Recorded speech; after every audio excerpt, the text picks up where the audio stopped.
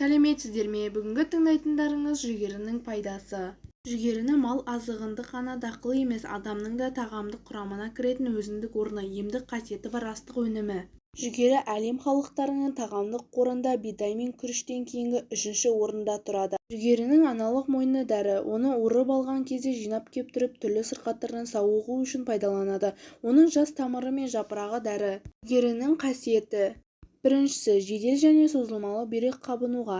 несеп азайғанда жүгері шашағы 31 грамм, арпаның мұртынан 6,5 грамм суға қайнатып бұқтырып барып ішеді.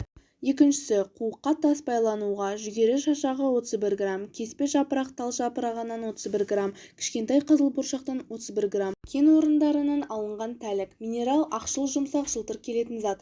Осылардың қоспасын суға қайнатып ішеді. Осы орайда қабыну, іріңдеу белгісі білінсе, сарыағаштан 44 грамм қосып қайнатып ішеді. Үшіншісі, өт қалтасының қабынуына, өт жолына тас байлануға, сары типтегі жұғымды бауыр қабынуға. жүгері шашағынан 31 грамм, ақ жустаннан 16 грамм, луңданнан, қос алақан тәрізді жапырағы қоңырау сияқты көк гүлі бар өсімдік 15 грамм суға қайнатып ішеді. Төртіншісі, қан қысымы көтерілгенде жүгері шашағын немесе жердің үстіңгі қабатындағы тамырын қайнатып шай орнына ішуге болады. Бесіншісі, несеп жолына тас байланған кезде жүгерінің жас тамырынан немесе 70 грамм мөлшеріндегі жапырағын суға қайнатып ішеді. Алтыншысы, созылмалы холецистит сырқатына 2 ас қасық жүгері шашағын 300 грамм қайнап тұрған суға 30 минут бұқтырып, астан 15-20 минут бұрын күніне 3 рет ішеді. Бауырдың вирустық сырқатына шашақты шай орнына 6 ай бойы ішуге болады.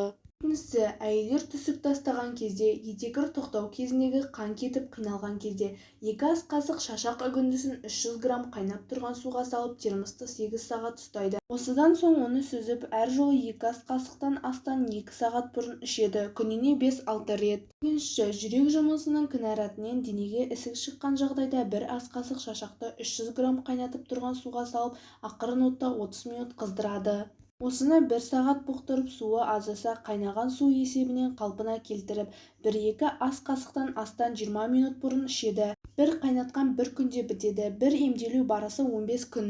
Тоғызыншысы, тамыры тартылып, ұмытшақтыққа 25 грамм жүгері майын күнделікті аспен бірге қабылдап отырса, жүйкенің қозуы басылып, өзіңізді сергек сезіне бастайсыз. Ұйқыңыз жақсарады. Осы майды өт сұйықтығының қойылуына да ішеді.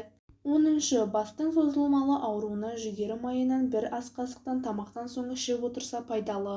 11-шісі, іш қататын болса күнде жатарда 1 стакан айранға 1 шай қасық жүгері майын қосып ішеді. 12-шісі, ұйқы қашып шаршайтын болсаңыз күн сайын жатарда жүгері майынан алып желкенің шұңқырына жайлап отырып жағып 7-8 минут ұйықтайды. Үлкен буындарға да жағуға болады.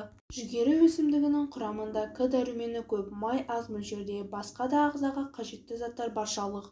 Сіздердің тыңдағандарыңыз көрнекті дәрігер, медицина ғылымдарының кандидаты, құрмет орденінің иегері, ұлттық ғылым академиясының профессоры, шипалы емдеу орталығының директоры Қайрат Айдарханұлының еңбектерінен алынған пайдалы кеңестер.